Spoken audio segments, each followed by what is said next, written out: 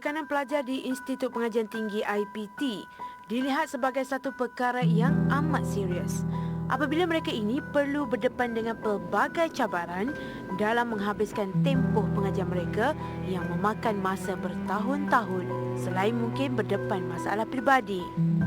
Dengan masalah-masalah berikut, mereka ini cenderung untuk berdepan masalah tekanan mental, terutamanya stres, dan jika dibiarkan, boleh membawa kepada perkara di luar jangka, sama ada mencederakan diri sendiri atau sesiapa sahaja di sekeliling mereka.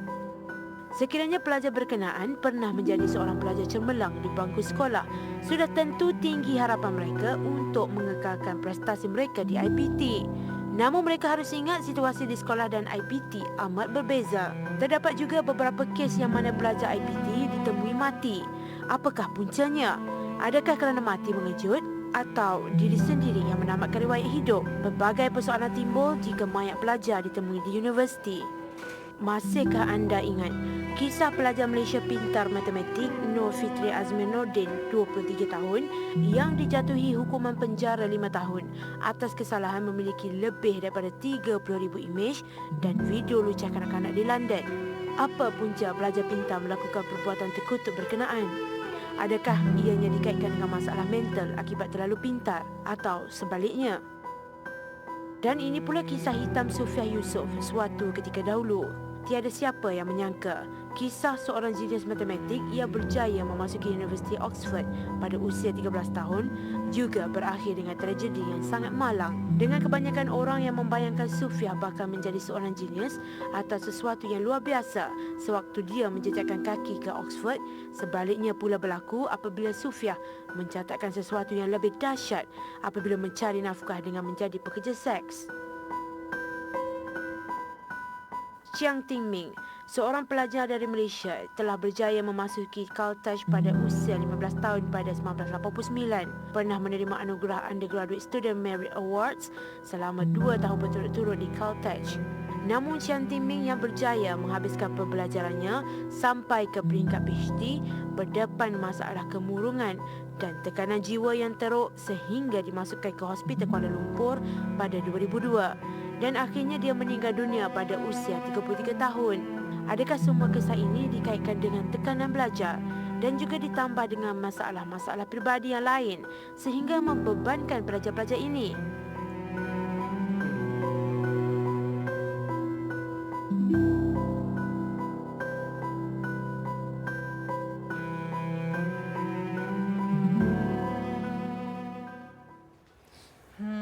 Kembali menerusi Next Now dan sebentar tadi berkisah mengenai bagaimana pelajar-pelajar yang pintar ini berdepan dengan masalah dan juga cabaran dalam kehidupan mereka. Dan betul, kalau kita boleh lihat anjakan perubahan 360 degree, kalau kita 360 darjah perubahan kehidupan mereka daripada seorang yang boleh dikatakan mempunyai masa depan yang cerah tetapi akhirnya dia ada way around. Ya, jadi biar sedih pula dengan. Betul lah, sebab macam orang ingat kita macam dia ni study boleh tu, boleh apa, dah boleh study nanti pergi jauh, gaji besar, tapi besar. Tak fikir struggle yang orang tengah hadapi ketika sedang belajar tu. Betul, dan sebenarnya benda itu yang menjadi persoalan pada hari ini kerana perkara ini sebenarnya kurang menjadi macam orang kata apa, percakapan individu ataupun menjadi topik yang diskusi untuk orang antara orang ramai lah. Sebab bagi saya benda ni, kalau bagi saya saja, saya lihat benda ni perkara yang paling penting sekali sebelum kita meneruskan kehidupan ataupun kita buat keputusan untuk menyambung pelajaran sebagai contoh lah. Kita kena fikir, are you willing to take, for example, the risks kalau you ambil certain courses, for example lah. So these are the things yang kita perlu consider lah. Macam saya pula macam I rasa lah speaker I pun sama study juga. So dia rasa macam individu punya achievement, tahu tak? Macam sometimes parents pun question, boleh lagi ke nak study sambil nak kerja tu? Mungkin kita macam boleh lah sekali tiba-tiba datang pula kena tukar shift. Terus rasa macam terduduk sekejap lah. Itu dia. Serius, terduduk rasa macam aku nak kerja ke aku nak study sekarang. Okey. Dan semua tu boleh menyebabkan kepada masalah. Itu boleh menyebabkan masalah kemurungan. I rasa memang kemurungan. Lepas tu rasa macam nak berhenti kerja pun ada, rasa nak berhenti study pun ada, lepas tu rasa saya tak tahu apa. Ya, betul. Serius. Okey. Dan seterusnya apa kita nak buat hari ni Jaja? Kita nak tanya betul ke pelajar pintar ni berhadapan dengan masalah emosi? Rasa betul je ataupun jadi sebab masalah lain juga, dan bila dah bercampur-campur masalah itu sampailah diorang ni orang kata hilang kawalan dan tak boleh nak fikir secara waras. Ya betul Jaja. Dan sebenarnya para pelajar ni kadang-kadang mereka mengalami kejutan budaya di universiti. Mungkin Jaja pun mengalami. Ataupun tekanan dengan pengajian mereka. Saya pun mungkin mengalaminya. Yang mana mungkin subjek itu susah nak skor. Itu Jaja. Dan harapan diletakkan terlalu tinggi sehingga mereka berdepan dengan tekanan seperti kemurungan, stres ataupun sebagainya. Dan ditambah pula dengan masalah-masalah peribadi yang lain macam itu, semua perkara itu boleh menyebabkan ataupun menjadi faktor kepada permasalahan pada hari ini. Itulah macam apa Syafiq pun belajar kat overseas, lepas tu tiba-tiba putus cinta tu ya ke? Okey je. Marah pula girlfriend dia. Kita tak nak buang masa je. Okey. Okeylah, kita tak nak buang masa. Di studio kami membawakan tetamu yang istimewa yang akan berkongsi pengalamannya ketika di universiti dan seorang lagi wakil daripada Malaysian Doctors Club iaitu Cik Arifah. Terlebih dahulu kita perkenalkan di sebelah kanan saya terlebih dahulu Encik Muhammad Alif Jasni, atau panggil Alif Panggil Alif. Panggil Alif je. Abang Alif lah. Abang Alif. Lagi tu doktor lah. Doktor. Belum lagi. Belum confirm lagi. Confirm lagi. Mesti penonton kat luar semua tertanya lah. Kenapa kita nak bagi doktor? Okey, dan muda lagi ni. Muda lagi dan tak lain tak bukan seperti tadi dah kita perkenalkan itu Encik Arifah Ahmad, Malaysian Doctors. Ya, Malaysian Doctors Club Cik. Okey, jangan kacau dia tak baik. Okey. So, kita nak terus ke soalan pertama. Mungkin kita nak tanya kepada Alif sendiri. Difahamkan Alif sebenarnya sudah pun mempunyai 3 masters dan 1 PhD. 1 PhD. Sedang buatlah. Sedang buat. Sedang nak habiskan. Boleh cerita apa yang master tu PhD tu? Saya nak habiskan 1 master pun. Belajar mungkin boleh cakap dulu apa belajar master apa, buat PhD apa? Saya buat pengajian ASEAN dalam politik. Lepas tu saya yang keduanya saya buat dalam undang-undang keadilan jenayah, dan ketiga buat mass communication. Yang last kali PhD saya buat dalam undang-undang lah. Okey. So, sebenarnya dikatakan Alif ni mempunyai gangguan psikologi ataupun orang kata gangguan emosi lah. So, mungkin Alif boleh kongsikan kepada penonton yang Isnaf. Okey, sebenarnya kan saya dah ada OCD ni daripada kecil lagi, daripada remaja lagi dah ada. Memang tak sedar pun macam basuh tangan ulang-ulang, cek pintu ulang-ulang. Tapi bila tahun 2015, berasa macam stres sangat kenapa macam benda-benda tu semua berulang-ulang. Kalau nak macam nak assignment tu nak check macam kena ulang-ulang, nak kena tengok satu persatu, nak kena tengok muka surat satu persatu. Last kali pergi jumpa doktor sahkan dia kata awak ni sebenarnya ada OCD. Hati awak macam tak tenang, awak nak kena buat semua perfect. Macam hantar assignment, kan macam lecture so hantar dekat Pigeonhole. Okey, kita dah hantar kat Pigeonhole tu. And then kita nak keluar, kita nak check lagi. Ada ke tak ada? Ada ke tak ada. Lepas tu kita check lagi. Lepas tu jam-jam tu pula kita tengok, okey muka surat ada ke tak. Boleh tengok tu muka surat one by one. Lepas tu dah tengok muka surat, nak fikir nama lecturer ni ada ke tak. Benda tu jadi macam menyusahkan orang yang ada benda-benda macam ni. Padahal kita dah siap complete semua dah siap satu complete, kan. kita dah masuk Pigeonhole tu, kita memikir benda-benda tu. Kadang-kadang duduk dekat depan bilik lecturer tu dekat 20 minit pun ada. Semata-mata nak hantar. Tu jadi macam benda tu menyusahkan jugalah. Benda tu betul-betul berlaku lah maksudnya? Berterusan jugalah masa nak menghantar benda assignment tu, salah satu contoh yang paling stres jugalah. Kadang-kadang kita rasa macam siap tak gambar lagi. Nak kasih Bukti proof, kan? nak bukti kat lecturer yang kita dah hantar. Okey. Menarik juga. Sebelum tu saya ada question. Macam mana you boleh rasa macam nak ambil apa orang kata 3 master dan 1 PhD tu? Dia ada sebab sebenarnya.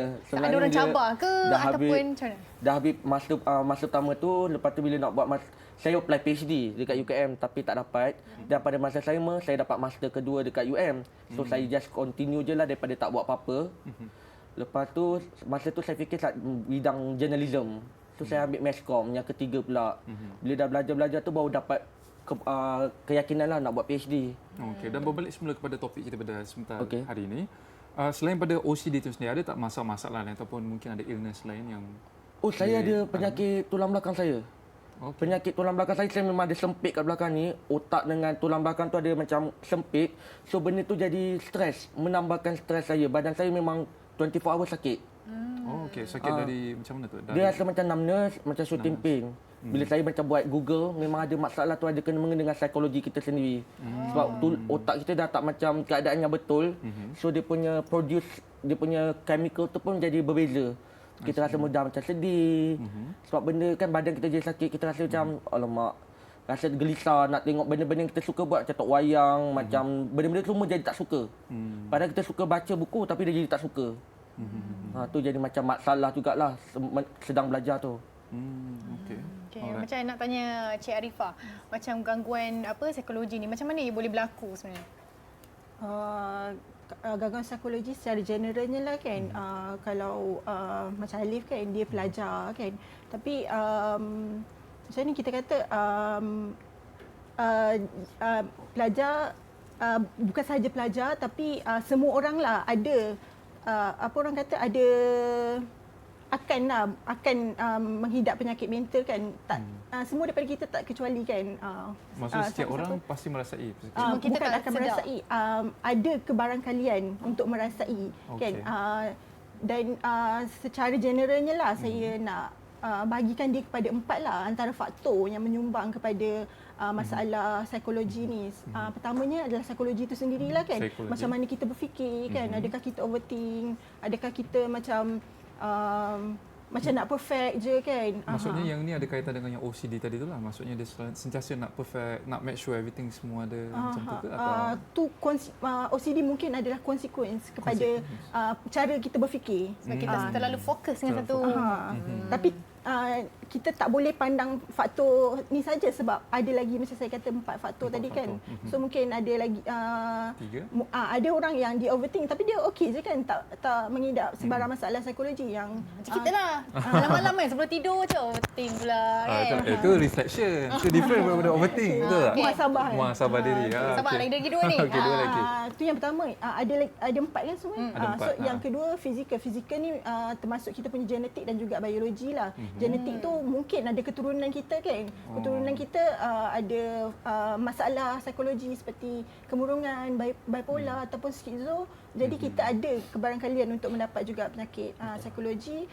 Biologi tadilah kata perubahan kemikal dalam badan kita kan. Dinamakan serotonin lah antaranya.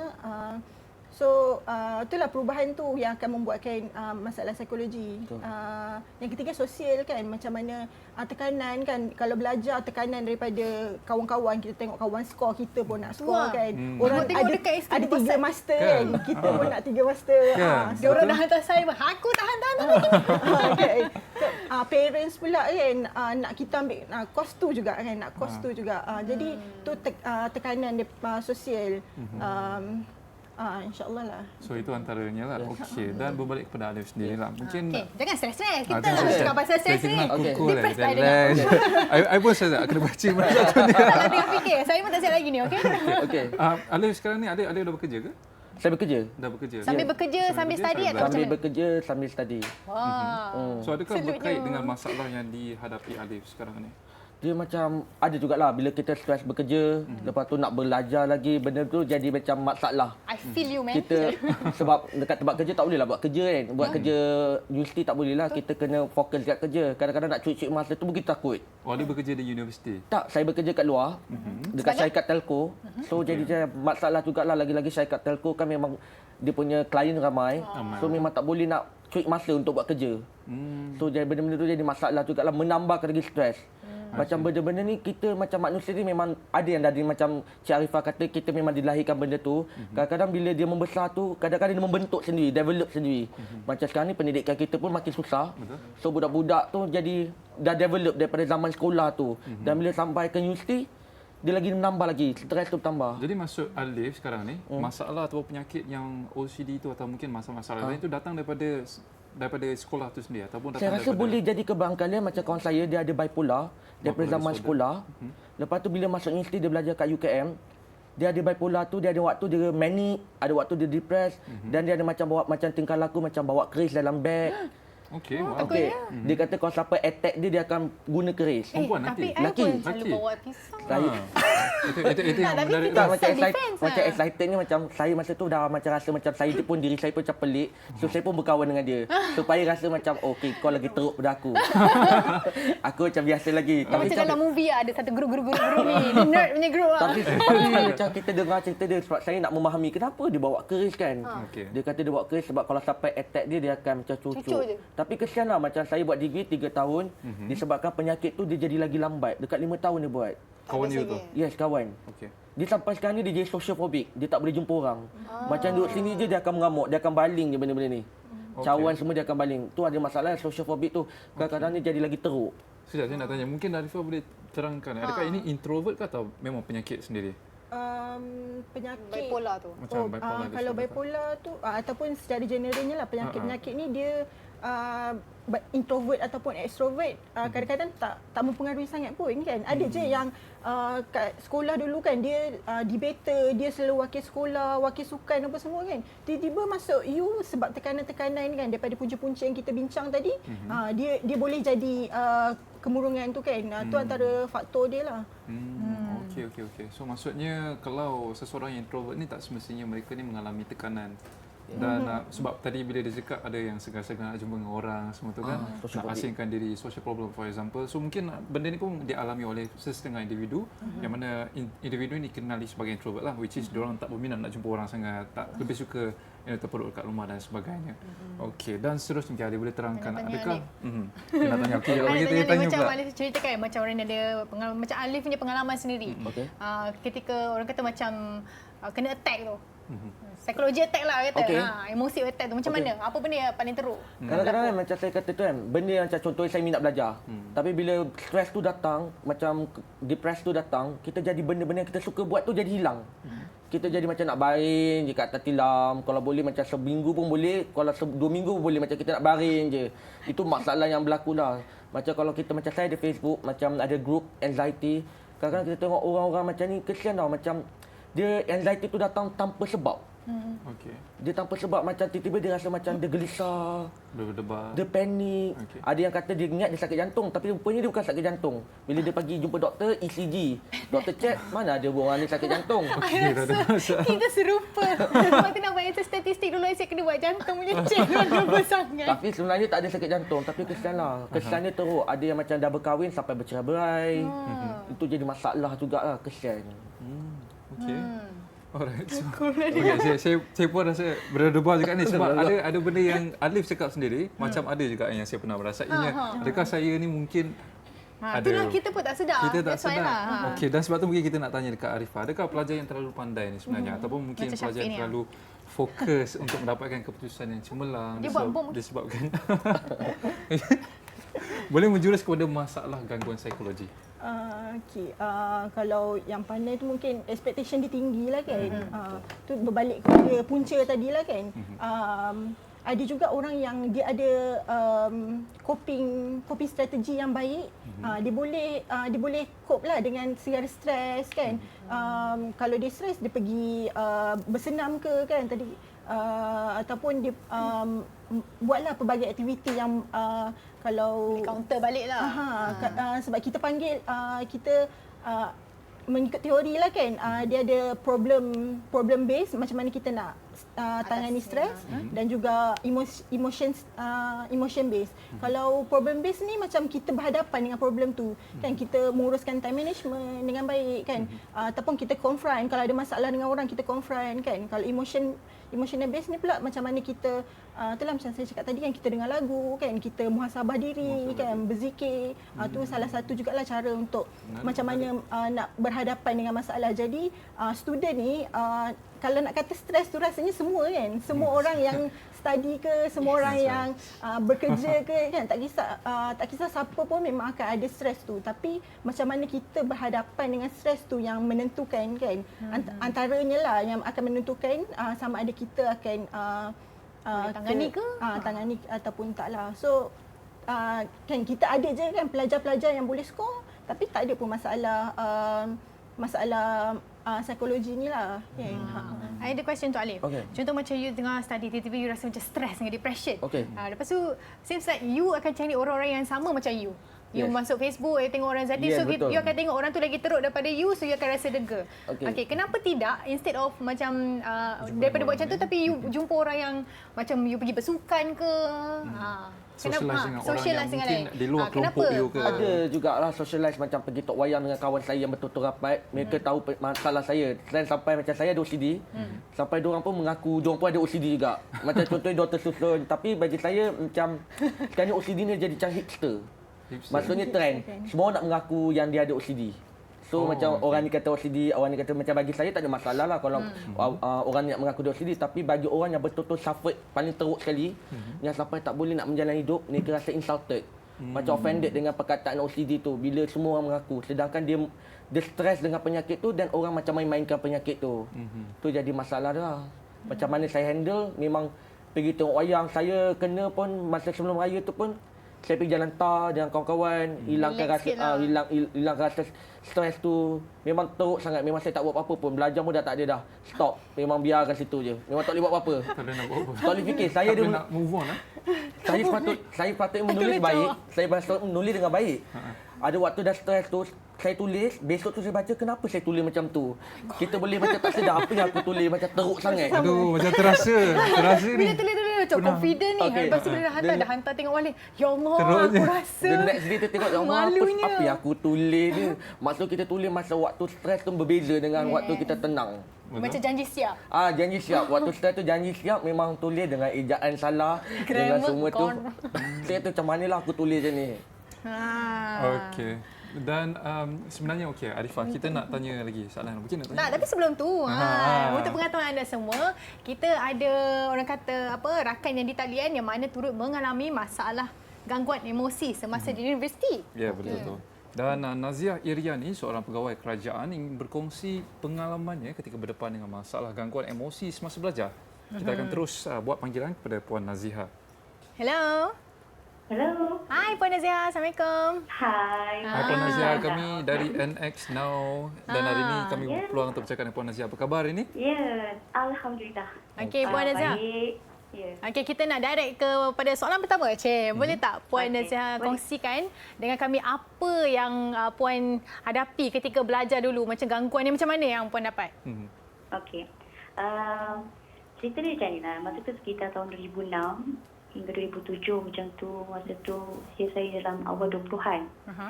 Saya melanjutkan pengajian dalam jurusan ekonomi di Universiti Malaya. So, waktu tu apa yang saya alami adalah sejenis penyakit mental di bawah kategori anxiety disorder. Okay. So, penyakit ni melibatkan kebimbangan yang kronik lah basically. Saya terlampau takut kalau saya tak dapat habiskan pengajian. Dan yang paling utamanya saya banyak fikir pasal mati tau. Saya takut fikir pasal mati. Saya takut kalau saya ada penyakit yang boleh buat maut ke, atau saya akan end up hidup saya dengan gila ke. Macam tu lah lebih kurang. Okey, dan mungkin Puan boleh jelaskan apa agaknya yang menyebabkan Puan merasai seperti apa yang Puan kata-kata tadi, macam fikirkan pasal mati dan sebagainya? Okey, sebenarnya saya tak tahu tu punca. Tapi sebenarnya saya ada faktor genetik. Ibu saya juga ada anxiety dan pergi pada saya. Dan masa lepas saya alami gejala-gejala fizikal dan emosi tu, saya terus dapatkan rawatan. Saya buat pemeriksaan kesihatan. Kemudian doktor di pusat perubatan tu menegaskan yang saya memang stres disebabkan belajar. Okey, sebab saya kan masa saya STPM saya di bawah kategori pelajar yang cemerlang. Dan saya dapat 4 flat. Jadi bila saya masuk universiti, saya tak dapat bersaing dengan student-student yang lain kan, sebab masa tu banyak bangsa lain daripada Melayu tau di jurusan ekonomi tu. Okey. Jadi itu macam beri satu tekanan kat saya masa tu. Saya nak fight, struggle dalam saya punya nak capai punya pointer masa tu. Jadi masa tu memang doktor sahkan saya stres. Jadi tapi saya menafikan lah, saya setuju apa yang doktor cakap. Saya kata saya tak stres, saya cuma sakit perut je. Tapi doktor kata awak kena refer psikiatrik juga. Saya tulis surat ni, pergi refer psikiatrik, awak punya perut boleh sembuh kalau awak punya mental sembuh, dia kata. Tapi saya ambil jugalah surat tu. Lepas tu saya keluar pada hospital tu, saya terus koyak, saya buang. Itulah cerita. 6 Puan, berapa lama Puan berdepan dengan masalah emosi ni, dan adakah selepas belajar ia kembali normal? Masa tu yang saya 2 kali kena, saya relapse balik. Tahun 2006 tu sekali saya kena, lepas tu saya boleh overcome dalam masa setahun. Tahun 2013 tu saya kena sekali lagi, which is dia punya gejala tu lebih dahsyat daripada sebelum tu lah. Okey, ketika itu bukan waktu belajar Waktu tu bukan belajar, itu sudah habis. Saya selepas saya belajar tu saya kahwin, ada anak, dan saya mengalami beberapa trauma dalam kehidupan dan dia relapse. Okey. Okey, so Puan boleh tak kongsikan, pernah tak ada Puan melakukan sesuatu di luar jangka, contohnya tanpa sedar, tapi perkara itu mungkin boleh mendatangkan mudarat pada diri Puan sendiri? Okey. Saya rasa saya tak tahu saya sedar ke tidak. Tapi masa zaman belajar tu lah, bila saya stres tu kan, saya pernah sekali tu saya telan 6 biji Panadol sekaligus tau. Okey. 6 biji Panadol sekaligus saya telan, tapi alhamdulillah tak ada apa-apa, masih hidup lagi. Alhamdulillah. Kalau tak dapat bercakap dengan Puan hari ini. Bila saya stres tu lah, macam saya akan, macam tangan saya dah memang dah pegang pisau tau. Saya memang okey. nak toreh tangan. Lepas tu kadang-kadang saya meraung, menangis duduk dalam toilet. Saya sampai dah saya nak telan je pencuci lantai tu. Tapi benda tu saya tak terbuat lah, yang part-part tu. Dia punya part telan Panadol je saya berani buat. Lepas tu saya tak buat. Saya masih percaya Tuhan tu ada masa tu. Okey. Alright, terima kasih banyak Puan Nazia Iriani kerana sudi bersama kami di NH Now hari ini. Berkongsi sedikit sebanyak mengenai permasalahan yang kita bincangkan pada hari ini. Puan, terima kasih. Terima kasih. Terima kasih. Okey. Bye. Assalamualaikum. Okay, Waalaikumsalam. Itu dia Puan Nazia Iriani ini membincangkan bagaimana beliau sendiri menghadapi masalah yang dikatakan sebenarnya saya rasa masalah ni bukanlah suatu benda yang berat, tapi mungkin bagi kita yang tak merasainya mungkin kita rasa tak berat lah, tapi bagi mereka yang Dia sebenarnya berat tapi kita sendiri tak tahu yang kita ni mengalaminya sebenarnya. Yes, Dan untuk tu kita nak tanya apa Cik Arifah. Macam kita tengok Puan tadi kan, dia menafikan yang dia rasa ada apa penyakit psikologi ni. So macam mana pula? Sebenarnya macam inilah, sebenarnya kat Malaysia ni kan Kajian Mobiliti Kebangsaan sebelumnya lah buat menunjukkan yang 1 daripada 3 orang orang Malaysia ni ada penyakit mental kan. Tinggi tu kan dalam 30%. Tu yang apa orang kata yang mendapatkan rawatan apa semua kan. Tapi bagaimana yang tak mendapatkan rawatan, sebenarnya mungkin kan Lagi ramai. ramai. Ada antara kita kat sini kan mungkin kita tak tahu kan. Sebab tu pentingnya untuk kita mendapatkan rawatan kan. Kita juga nak menangkis stigma kan. Kalau pergi jumpa psikiatris kan, itu adalah gila. So kita kalau boleh kita nak prevent lah benda-benda macam tu kan. Jadi tak salah lah untuk kalau macam Puan Nazihah tadi kan, teruskan kan. Kalau berjumpa dengan doktor, insya-Allah lah kita tak boleh bagi jaminan, cuma kalau mengikut kajian 30% daripada pengidap kemurungan dia akan sembuh selepas satu cycle tu je kan. Jadi kemungkinan fasa kedua tu tak berlaku. Jadi kita menggalakkanlah, sangat menggalakkan sesiapa pun kan, student ataupun sesiapa saja untuk mendapatkan rawatan, sebab kita tak nak benda-benda macam yang macam Puan Nazia kata tadi kan, berlakulah macam keinginan untuk mencederakan diri, sebab orang ada kemurungan ni dia memang perasaan untuk bunuh diri tu memang berganda-ganda daripada orang biasa kan. Dan kalau kita tengok mengikut kajian WHO, setiap satu saat ni ada 40 orang yang bunuh diri. So kita dah berapa lama berbincang ni kan, dah berapa ramai orang yang bunuh diri. Jadi kita tak nak merisikokan diri kita ke arah bunuh diri itulah kan. Dan sebenarnya bila bercakap tentang WHO ni, tahun ini sebenarnya diisytiharkan sebagai kempen untuk memerangi depresi ya. Dan okey, kita nak terus kepada Alif. Sebentar tadi kalau kita dengar Puan Nazia macam mana dia ceritakan dia telan beberapa biji Panadol. Dan dia juga sanggup memegang pisau mungkin untuk mencederakan diri dia. Bagaimana dengan Alif ni? Pernah tak mengalami masalah seperti ini atau? Tak pernah lagi sebenarnya. Sebenarnya macam ni, penyakit psikologi ni okey, orang dia ada OCD, orang ni ada bipolar, orang ni ada skizo. Tapi sebenarnya bila kita dengar, bila jumpa doktor, simptom berbeza-beza. Ada orang macam OCD tu macam saya, ada orang yang macam lebih symmetrical, dia tak boleh tengok meja macam ni. Macam saya tak kisah. Ada orang macam dia berfikir berulang-ulang. Macam saya tak ada pula berkara macam tu. So benda-benda tu berbezalah. Dia nampak je penyakit yang sama, tapi simptom tu boleh jadi berbeza. Macam tadi tu dia rasa nak toreh tangan dia. Tapi ada orang lain tak ada pula perasaan macam tu. Tapi suicidal thought tu pun macam ramai juga benda tu berlaku. Saya dia tengok macam dekat orang tulis post, dia kata nak suicidal thought, tapi macam benda tu berlawan dengan otak dia. Dia rasa dia nak bunuh diri, tapi otak dia kata jangan bunuh diri. Benda tu berlanggar.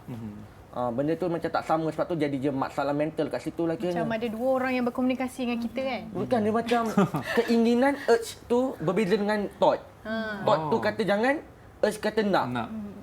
inilah datanya hati dengan brain. Macam mana nak buat tu kalau Hati dengan brain. dua-dua tu tak sama? Kalau synchronize memang dah mati lawan tu. Tapi sekarang ni tak synchronize, tak sama. Okey. Okey, I nak tanya Cik Arifah. Contohlah kan, misal kata macam saya seorang student. Lepas tu saya macam stres, depression, lepas tu rasa ada simptom, tapi saya tak tahu itu adalah simptom-simptom orang yang mengalami masalah tekanan mental. So macam orang kata, kalau kat overseas benda ni open. Orang pergi je pergi check, buat medical check up apa semua. Tapi kalau kat Malaysia, like you mentioned just now, orang takut kita cop macam gila ke pergi jumpa doktor psikologi. Dengan sakit mental pun dah takut sebenarnya kan. So ada tak orang kata macam kursus ke atau kelas ke apa kemudahan lain lah macam nak mendekati, tak jumpa doktor terus tapi nak bagi orang sedar. Okey. Kalau pelajar lah terutamanya macam formation tadi kita ada kalau dekat universiti atau institut pengajian masing-masing kita ada unit counselling kan. Jadi kita nak tengok kat situ lah sebenarnya antara kita ni kan kita manfaat tak kan pusat kaunseling dekat pusat pengajian kita kan. Kita tak payah nak tunggu kita teruk pun sebenarnya kan. Secara apa orang kata, secara generalnya bila kita tengok ada perubahan dekat diri kita, kita kenal diri kita kan. Macam mana kita rasa sedih kan. Ada 4 elemen lah yang mungkin kita nampak lain sikit kat situ. Okay, kita dah kena cepat-cepatlah bertindak. Antaranya pergi jumpa kaunselor kan. Satunya bila perubahan selera makan kan. Lepas tu perubahan tidur kan. Kemudian kita cakap macam mana kita berfikir kita hopeless kan. Dan seterusnya itulah ada suicide ideation kan. Jadi bila kita ada je benda-benda macam tu kan, walaupun rasa stres sikit kan, tak salah lah untuk kita terus pergi ke pusat kaunseling. Ataupun sebenarnya dekat Malaysia ni banyak je NGO kan yang buat program kesedaran kan. Jadi kita manfaatkan dan antaranya lah yang mungkin saya nak sebut sikit kan, antara Relate Malaysia kan yang biasa buat program-program kesedaran tentang kemurungan dan sebagainya, Minda kan. So itulah jual program-program macam tu. Even hospital kerajaan sendiri pun ada juga kan. Jadi kita kena aware dengan program-program macam tu. Kita kembangkan apa orang kata kita punya kawan-kawan kan, macam kalau Alif dia join support group anxiety. Jadi dekat situ insya-Allah lah kalau ada program akan ada orang maklumkan kan. Jadi kita ni itulah kita boleh network kat situ lah. Network lah antaranya yang boleh buatkan kita. Baiklah, itu saja nampaknya pada hari ini topik perbincangan kita. Kita sebenarnya kita kekurangan masa saja. Sebab sebenarnya kita ada lagi set menarik juga perbincangan berita dalam dan juga luar negara. Tapi terlebih dahulu kita nak ucapkan terima kasih sekali lagi kepada Cik Muhammad Ali Jasni dan juga Cik Arifah kerana sudi bersama pada hari ini meluangkan sedikit masa berbincang mengenai topik pada hari ini iaitu tekanan obses pelajar. So kita boleh cakapkan bagi penonton-penonton kat luar tu tak salah kalau kita nak pergi check whether kita ada mengalami masalah tekanan mental atau tak. So, kalau ada masalah tu, at least kita boleh tangani kan. Betul. Daripada kita tak tahu, tiba-tiba dah gone. Okay, last question Jaja. You gila tak? I gila makan, Cik. Tak, you gila tak? Rasa part of it, yes. Okay, so selalunya orang akan cakap dia tak gila lah. So sebab I tahu dia cakap, orang tak gila tu dia tak akan mengaku dia gila. Okay. Tak apa, kita cut di sini. Kita akan kembali selepas ini dengan segmen yang menarik.